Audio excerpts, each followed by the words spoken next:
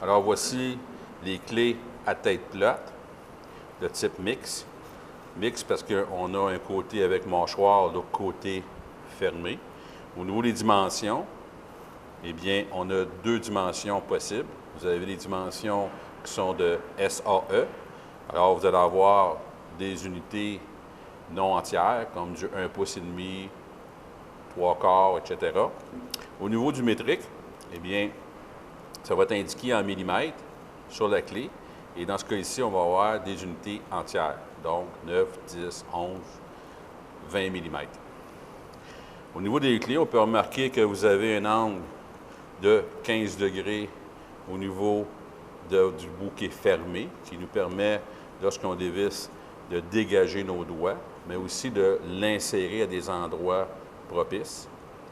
Évidemment, la contrainte d'une clé fermée, eh bien, lorsqu'on dévisse ou quand on visse, on doit la retirer pour reprendre le serrage, tandis que de l'autre côté, on a aussi l'angle de 15 degrés dans un autre angle. Alors, dans ce cas ici, on peut serrer, tirer sur le côté, reprendre, tirer sur le côté. Alors, au niveau de l'inspection, on va prendre la clé, on va venir vérifier si elle n'a pas été frappée, qui indiquerait qu'on a eu une surcharge au niveau de la mâchoire ou au niveau du côté fermé.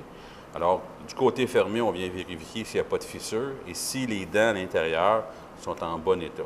Au niveau des dents, on peut avoir deux modèles, un modèle à 8 pans ou un modèle à 12 pans. Vous avez ici, au niveau de la mâchoire, alors si elle a été surchargée au niveau de la force, au niveau du travail, eh bien, on risque d'avoir une ouverture. Alors, pour le vérifier, on va prendre un pied à coulisse. On prend une mesure à l'arrière, on l'inscrit. On prend une mesure à l'avant, on l'inscrit. L'écart entre les deux ne devrait pas dépasser 5 millièmes. Principale différence entre une 8 pans et une 12 pans, eh bien, au niveau de la position, la 12 pans est nettement supérieure parce qu'elle nous donne plus de position pour une reprise et un desserrage. Alors, dans l'exemple que j'ai présentement, le modèle que j'ai ici, c'est une 8 et le modèle du haut, c'est une 12. Alors, lorsque je veux reprendre l'écrou, voici sa position et la 12 pans, première position et deuxième position. Alors, la technique recommandée par les manufacturiers, c'est de serrer avec le côté ouvert parce qu'il est beaucoup plus rapide, comme ceci, et on vient terminer avec la clé fermée. Pour le desserrage, eh bien, on utilise encore une fois la clé fermée, et puis on termine avec le côté ouvert. Alors, pour la manipulation de votre clé, eh bien, évidemment, on a besoin de connaître la mesure, par exemple ici, de l'écrou.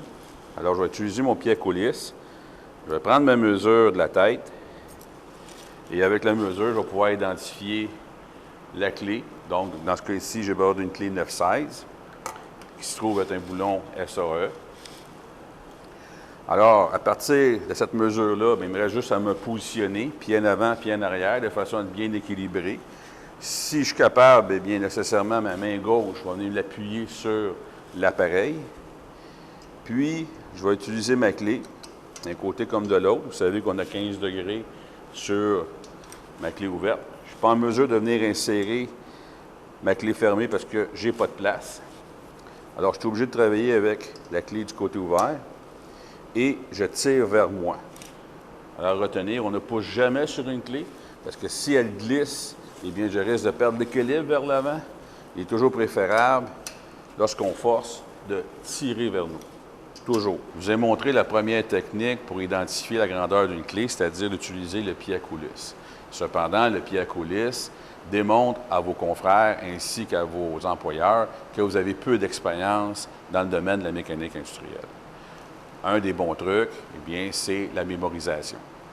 Alors, à force de prendre une clé essai-erreur sur les boulons, bien, notre cerveau vient qu'à mémoriser les diamètres qu'on utilise assez régulièrement, puis cache un peu notre inexpérience au niveau de la maintenance et de la mécanique industrielle. Il existe d'autres trucs, évidemment, des trucs mathématiques que j'explique au niveau de mon guide. Par exemple, si vous prenez un boulon à 1 quart 20, sachant que le filet est 1 quart, vous le mettez au 16e. Donc, 1 quart au 16e est égal à 4/16. Vous ajoutez 3/16. Et bien, pour visser un boulon 1 quart 20, vous allez avoir besoin d'une clé 7/16. Pour aller un petit peu plus loin, pour avoir d'autres méthodes, eh bien que ce soit pour les clés métriques ou les clés SAE, je vous invite encore une fois à vous procurer le guide offert sur depanivo.com sur les clés plates de type mixte.